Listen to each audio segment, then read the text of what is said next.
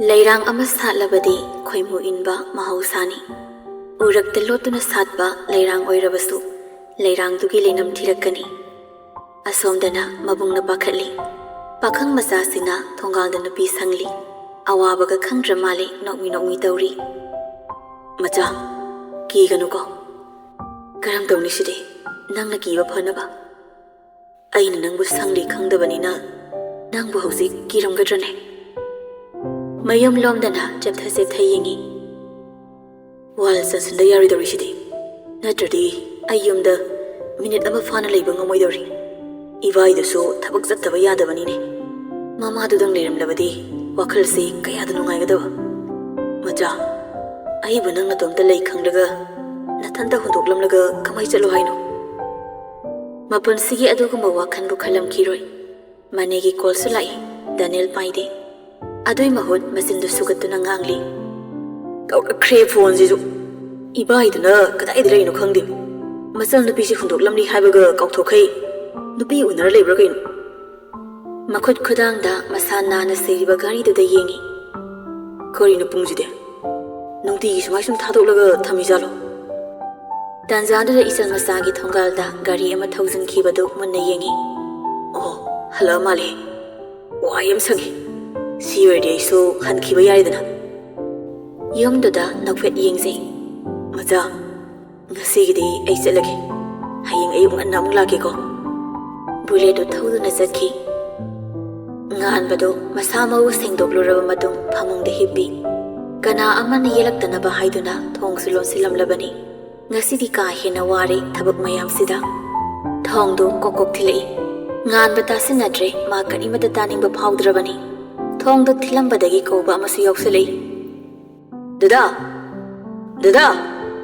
nganba fana kuina khumdabani hanjin sum kauduna leibaduda. Hai Richard nang sai saningdradi yam thula thoko. Ai hauji yamna warabani ngakta pothagi ko. Wabado kainoma chasilaga pothabiyo. Jaga ngang butale nasana babta. Adoi makha taba amata nganglakhidre. Richard sumasinda porok sondana thoglei. Magi phone ba haibiraga aingoda tainabaga sai. Asukam paktaba nupa sibu karambu line sarpu nupano. Khaji kharak paktaba natiko. Okhak pakti walore. Mayai kada mama ibi mathawaga sanatombaga leirambadu thengnei sanatombana. Nayambaduna kari amu haibire. Nangna murum solo thololibasibo. Richard mamit ka lauthoklaga. Ho ainadi magi dama khanbiraga kainom chasilaga potharo haibire. Aduga mana jagat ngangba yamna tali nasana bhab taw kaino. Kari thuen to saino. Ma masak phajai masa phai aina kibini khaliro. Yam thi pakti ko nasan pa se. Thawa noi Richard pendana makhatai. Baba ai am sauni ko. Ai sakthi haina usitaba male mai se. Isabu kana thi hairi banone. Mit khara khujabai wani. Kusuduga khitang mambai wani. Fajakhre dei jade. Ho yare. Napana sa samani. Nangbu phajai haibasibu yadabro. Sida sauradi Richard ibungo ipa gyan tadre ko. Yare ba moi baba angang sida lakna birano. Sanatomban noi Richard phi khamaga thokre. Nungai ribrase mathwai nungai hendre basi. Nungsidana lakna banine. Ho adu boba matang matam haiba male. Matang do sadradi phattabo oirakani haibani. Nong manini su hawkre maraksida. Magi thabaksu kaidana adum chali. Daniel su nupi sangba lepte. Belik sakhiba lakani mabai halakpaga mayum hani. Ngan basu shooting su chali maraksida. Ibem hal masa yamna kana ngamdre phamungda hiptuna leire. Masa nupidu tafum ama khangdrabani. Swaidagi leiraga angsada chabasisu afaba nate. Hospital chalaga yengthoklubana fagadaba male. Aruba anabasu natabaduda. Sel tingna chatrasu yanine. Nungsi mamagi makhongdu namna. Kayam sangni haigini ma. Kaisu aruba anaba natrasu. Hospital da chaluraga yengthokluradi wakhal yangidana. Hoisi. Nongning tangka yengkisi. Khoi ma sidiba. Aiba kamai ngangna duno khangdre. Ho ngangna birano adui sarupudine nangna tawgadaba thabakto tawzauro. Hekta tali. Pangangang zarabasu wakhaldumadi sathina nungaitre. Mabu karam tawsiba. Mapara mabungla amatang leijaramlabadi. Natraga Naribasina ma oiramlabadi khara makhaidi penjaramgadabani. Anganga oire makok masadu puba ngamdre. Mamagi manaktagi tholaklaga chakhumda changi. Aduga tumina mapi adu tup taduna kapi makhol thokandana. Kana ama leiba natre magi. Mamana naduna hamungda taaduna leikrabadi magidi matomtani. Mana tumin kapa matamda kana amana magi pungning themsinbinaba mi amatasu leiba nate. Makak nupi masasikak tarak aduk tona makhongda mamai upsinduna kaplaga leire. Adamna phana kuina lei tapna masado phatharak lamali mamai dunong khalei. Mamai mamit ipompom mamitusu ingangang lei. Yengbada kayadi nungsi matawdo tolabi singli. Tanjana da lahido taping jesalei masin sulipde. Bam! Kadai lege? Nungsi makhol isi sina. Chakhum da laye. Kuide leifam takibaga maisilakbana hali. Kaidoriba dada? Kaino namai dude? Parap sangsilaktuna mamai mamit yengi. Kaino namai side? Kapurabo? Kapde. Ado kay haige. Nang na ithathajadana laklisibo. Ine na habaduda chanaba khara puraga hambala ine. Ine ba kayam kana ngamdrino? Khara hairaga mabungni inung nungsiraga mamai no thaki. Hospital chatabra. Jasesu yade. Selsu yam leite. Hospital chatpase. Sel yamna changi haimina. Ai tawfam su khangde. Ai kanamta leite. Ibung ipa, iche, imanabi amata leite aigidi. Ai tomtane. Kanada haidano haibasu khangde. Khangdaba nate. Haifam leitabane. Kaigino, aigi kanamta pibidrisibo. Imana masa ngamdrakanda ai wakal thokte. Bem, seba kakano. Ai su pau tabada ngairi, hek tabagani aina laise. Nang su pau amata pirakti. Kian menam tatade. Lahi imana hanganu ba. Imagi mahul ayo ina nahan biyo. Imana pumung tataraga lagi base. Ai to hukang diye. Ado bu katai dagi yarani haibage. Yardi karigi wazaruni. Ado seba kakano to oba. Kamai ka poidoino. Ai thanda kamai nuhaidoino. Hoiba haujite ila asidi. Kari dawsige habado ibani tanaba yaridana. Ine phadri phauba ayumda halaroidabane. Haujiktada wangangda kapninglibado hathana bohonarakle. Lahi noksinaduna is kapakuthido. Adumaina matung kapkanukwa mangda uradi khangdo mali. Mapida taithokpi aduga inena yadrasu odu ama wairagane hospital chatbana pharani. Hoi. Phi kai kai yomsiluro ine do ai themake. Yarak tawdi mande. Adu aisu namdana purase. Hoi. Ai gine tungsin basel dusu phana yamamani puthoragi. Yare nangi duti puthora ano. He nang ayangangano. Aina silibasida yaw. As lahi nang na duwana tungsin basel dubu kamaina. Haiduna lepki. Aigi seldi nangine. Nangi selsu aigine. Ibani masin manaw na draw. Nabuk pataba horokano. Nungsi lahi da muna yengi. Lahi puk haugali. Nungsi kudang paiduna chingkali. As yarisi yeng lagam lerano. Aina habit tawro. Lahi na chien song tawduna mama ibem haldu hospital da pukhali. Ngan bado ngasai halakpadagi ka thonglon sinduna lekhibado. Haujik phauba hangdorakte. Imungi mi oi singsuki duna thong thiludri. Amadusu hangba kauba leitre. Asomdana thong hangdaba makai imungi mida ai si tawri khangandaba makai phamongda hipoi phamboi tawduna script pari phone dusu off thamjinduna ngaudi haiba yariko magi ngan ba haiba napase script paba loirakpada pung mapan taramle makuta siriba gari du yengi aduga tapna hogatuna irem heklemna thong hangduna kumthari magi mama ibe mathaba machabu ngairambagum machagi kagi thong hangba makhol hektabaga kadagi thoklei chak sanaba tawro ima chak sembiragi chak sarege mahim thake sangom thakira dining chair amada famki mama do masagi sangom lona batawri Kari tawrino nangbo ngasaydagiya. Script pabo. Phone off lay haidana thoirembana imada phone tawrambani. Ai hello tawrage. Anawa film giro script pai haibo. Direct kanagino. Purel gine. Madu angang oiresu kok tu yai. Mana puthok film se adum phajai. Mayam ko manade. Nangi wakhaldi karam tawiye. Aigi oinadi chamanida.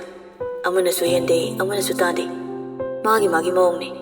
Ada purena akhoi lingani na oza sarpada amu nungai tabi yawe. Aduga shooting loiragabudi nungai. Lang upunda nungai ba mine. Aiga wakhal chani. Heroine kana oidoino. Haujikti thoi haigadi loire. Mane. Madu masak matawgado lumnam lawardana. Yengba yamna nungai ne. Masak phajai. Ma khangnatida phajai si. Loima phajai. Ada mana masak to ingna phajaba. Puspana amu Bollywood sakta jangba. Aduga thoise kuina sakani thajade. Kaigino acting haita brahma bo. Acting yam nahi. Adubu takpi tambi bo oza guru masak khangde. Ahal lamanda respect ude. Ego na masadagi hena wangi. Haima masak ifa phajaraga. Masak ifa phajaraga haisini. Phajebo phajai habani. Yarise sangom dum to lishilo. Ai pu hangi. Hoi kari jana ba jadoino. Jaroi. Hayengdi ayu angan bada walking thopado mana masing khar leroko. Leibaga hairoida. Imagi wa khupe tuga PA ga patlega adum hai lebani. Ho mafam do yoraga ne video call taro ima khange. Ima ga hak chuluba kaidawi haino. Thabak mayam se thadok pa yaroi ni nangbo. Ho adudi mari am tawano. Aina lerakbada. Sangom do class amada pik thanna hairaga machanda pi. Sisi thau. Masana padu kauduna manakta thami. Resort to ngasidi pisum khara suklamani. Yengba yagidrabani. Kari hairage nangna. Kem haidida. Madu yangang nupi masagum phet phayam tawe. Nupi oina poktawda soire nupa oina pokpase. Ningamdabaga liramdo male. Kaigi nupi oina poklamdrinona. Thamoi khara naganbaduda tawribani. Nganba sangomdo machinna amuk anirak kami aduga amuk khakchingi. Yarima. Nangsu pothaningamani pothajawro. Tumbaga yagiroida. Themaga tumnabado. Thena tuma fate. Babadi tumgrabo. Maadi famungda kakhatkibaga nakhobani. Aduna fadro. Adubudi phai haibu ima tum yadribani. Magi makhonduna. Ima nang nathanda lehoroko. Ai phigida surge. Asuk thenglaga. Matam leitri sunabagi. Ima hayeng subirage. Ima nusibi isagi thabakti isana tawjagadabani. Isagi thong masak khakna chakadabani. Aina son khiboidi fai. Haujikti ai hakjang kisum tawde. Aduna isagi thabakti isana tawjage. Thong thabai thabaktabu heitaba imana tawrsu. Hoida. Isa wani haibani. Waro. Phare. Nangsu tho ima thonglon silamlagi. Nganba class tuma paiduna adum thokre. Mama ibema thabang chakhum lap muthatkre. Aduga thong phasana lonsilam laba matung kada kakhatkre. Ngan basuma phido barum da pusindra sudoi. Mana thabak loirakpada pung 13 tarakadawri.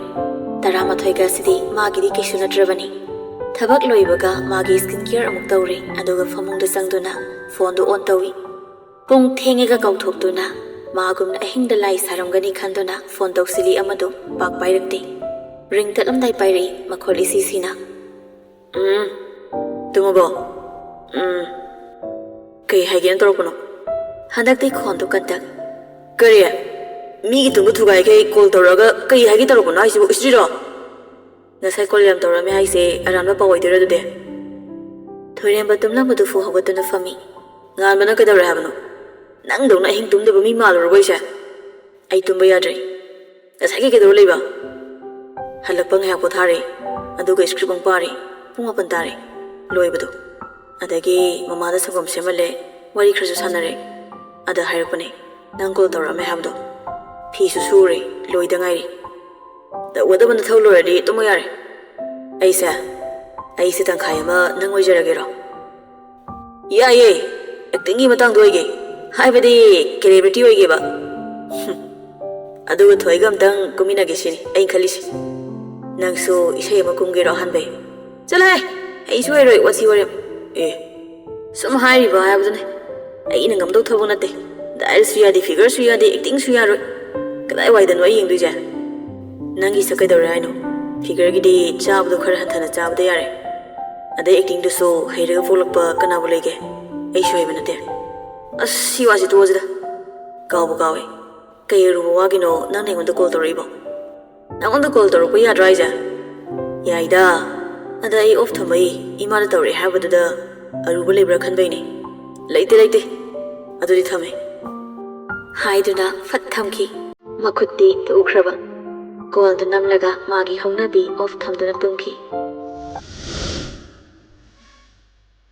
ꯅꯪ ꯑꯩꯗꯤ ꯇꯥꯔꯒꯥꯟ ꯋꯥꯡꯕꯅꯤ ꯅꯪ ꯑꯩ ꯅꯛꯁꯤꯟꯅꯕ ꯀꯩꯗꯧꯅꯨꯡꯗ ꯌꯥꯔꯣꯏ ꯅꯪ ꯑꯩꯒꯤ ꯃꯔꯛꯇ ꯈꯥꯔꯤꯕ ꯄꯜꯁꯦ ꯅꯪ ꯑꯩꯅ ꯁꯤꯗꯣꯛꯄ ꯁꯨꯛꯉꯝ ꯉꯝꯂꯔꯣꯏ ꯃꯄꯣꯛꯁꯤꯃꯒꯤꯗꯤ ꯄꯟꯊꯨꯡ ꯌꯧꯕ ꯉꯝꯂꯔꯣꯏ ꯌꯥꯔꯣꯏ ꯃꯗꯨ ꯌꯥꯔꯣꯏ ꯂꯝ ꯍꯦꯟꯒꯅꯨ ꯑꯩꯒꯤꯗ ꯑꯣꯏꯅꯔꯣ ꯃꯤꯔꯛ ꯃꯩꯁꯥ ꯈꯨꯗꯤꯡ ꯏꯕꯥꯅꯤ ꯈꯪꯃꯤꯟꯅꯁꯤ ꯂꯩꯃꯟ ꯆꯠꯂꯕ ꯂꯩꯔꯥꯡ ꯑꯃꯅ ꯀꯜꯂꯕ ꯅꯣꯡꯂꯩ ꯅꯨꯡꯁꯤꯠ ꯑꯃꯗꯒꯤ ꯀꯔꯝ ꯅꯥꯟꯊꯣꯛꯇꯨꯅ ꯍꯤꯡꯗꯨꯅ ꯂꯩꯕ ꯉꯝꯕꯒꯦꯅꯦ ꯈꯨꯠꯅ ꯁꯣꯛꯄꯗ ꯂꯩꯅꯥ ꯃꯁꯣꯏ ꯂꯩꯃꯥꯏꯗ ꯀꯦꯟꯈꯤꯕ ꯇꯥꯕꯅꯤ ꯃꯁꯣꯏ ꯇꯥꯔꯤꯕ ꯂꯩꯅꯥꯁꯤꯡꯗꯣ ꯑꯩꯅ ꯈꯨꯟꯒꯠꯇꯨꯅ ꯃꯄꯣꯛ ꯀꯥꯏꯗ꯭ꯔꯤꯕ ꯂꯩꯔꯥꯡ ꯑꯃ ꯁꯦꯝꯒꯠꯀꯅꯤ ꯃꯣꯃꯣ ꯅꯣꯛꯇꯨꯅ ꯅꯨꯡꯁꯤꯅ ꯌꯦꯡꯉꯤ ꯅꯨꯄꯥꯗꯨꯗ ꯑꯗꯨꯒ ꯃꯈꯨꯠꯇꯨꯁꯨ ꯇꯤꯡꯊꯣꯛꯏ ꯃꯈꯨꯠ ꯈꯨꯕꯥꯛꯇ ꯌꯥꯎꯔꯤꯕ ꯆ꯭ꯋꯤꯡꯒꯝꯗꯨ ꯆꯥꯎ ꯍꯥꯏꯕꯒꯨꯝ ꯏꯪꯒꯤꯠ ꯇꯧꯏ ꯉꯛꯅ ꯌꯦꯡꯉꯤ ꯅꯨꯄꯥꯗꯣ ꯆꯥꯔꯣ ꯃꯉꯛ ꯌꯥꯎꯅ ꯍꯥꯏꯔꯛꯄꯅꯤ ꯅꯨꯄꯥꯗꯨꯁꯨ ꯂꯧꯗꯨꯅ ꯆꯥꯏ